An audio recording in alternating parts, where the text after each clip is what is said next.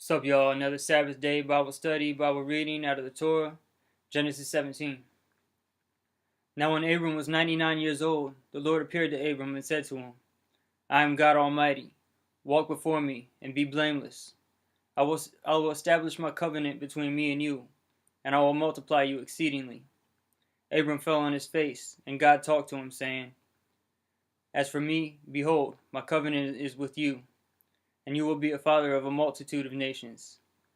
No longer shall your name be called Abram, but your name shall be Abraham, for I have made you the father of a multitude of nations. I will make you exceedingly fruitful, and I will make nations of you, and kings will come forth from you. I will establish my covenant between me and you and your descendants after you throughout their generations for an everlasting covenant, to be God to you and to your descendants after you.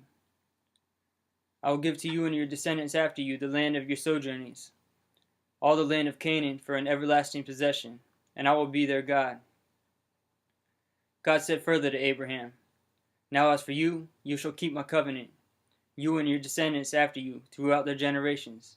This is my covenant which you shall keep between me and you and your descendants after you. Every male among you shall be circumcised. Now that was just that was physical at first, but what it's really about is circumcision of the heart, changing your heart, cleaning your heart. And you shall be circumcised in the flesh of your foreskin, and it shall be a sign of the covenant between me and you. And every male among you who is 8 days old shall be circumcised throughout your generations. A servant who is born in the house, or who is bought with money from any foreigner who is not of your descendants. A servant who is born in your house, or who is bought with your money, shall surely be circumcised. Thus shall my covenant be in your flesh for an everlasting covenant. But an uncircumcised male who is not circumcised in the flesh of his foreskin, that person shall be cut off from his people. He has broken my covenant. But it's all about the heart. Then God said to Abraham, As for Sarai, your wife, you shall not call her name Sarai, but Sarah shall be her name.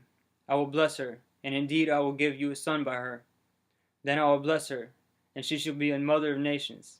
Kings of people will come from her.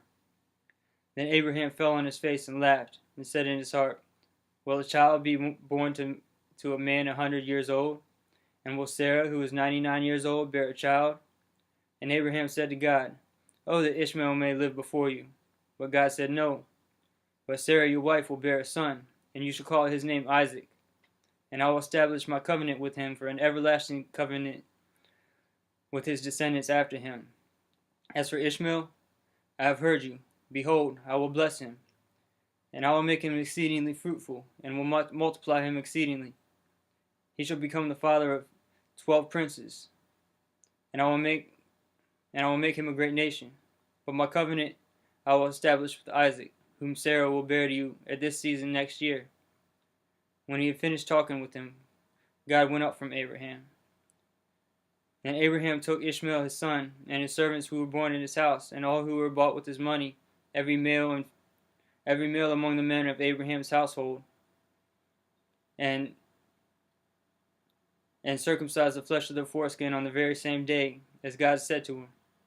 Now Abraham was 99 years old when he was circumcised in the flesh of his foreskin, and Ishmael his son was 13 years old when he was circumcised in the flesh of his foreskin. In the very same day Abraham was circumcised, and Ishmael his son. All the men of his household who were born in his house, or who were bought with money from a foreigner, were circumcised with him. It's the end of Genesis 17, 18 coming up next. God bless you guys.